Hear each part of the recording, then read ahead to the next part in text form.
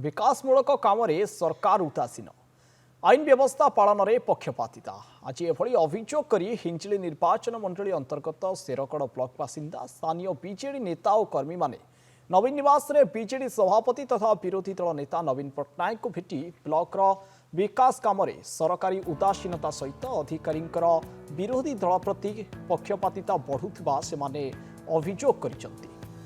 तेबे पुलिस प्रशासन शासक दल को सुहाइला भली काम करुवा अभियोग करिसेंति।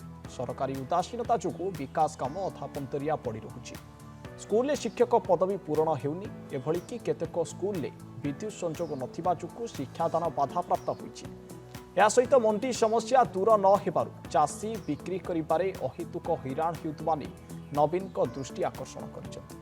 या सहित निर्वाचन मंडल में स्वास्थ्य सेवा विपर्यस्त हो पड़ी। राशन कार्ड अव्यवस्था सामाजिक सुरक्षा भत्ता पाइबारे हिताधिकारी समस्यार सम्मुखीन होउछन्ति बोली सेमाने कहिसेंति।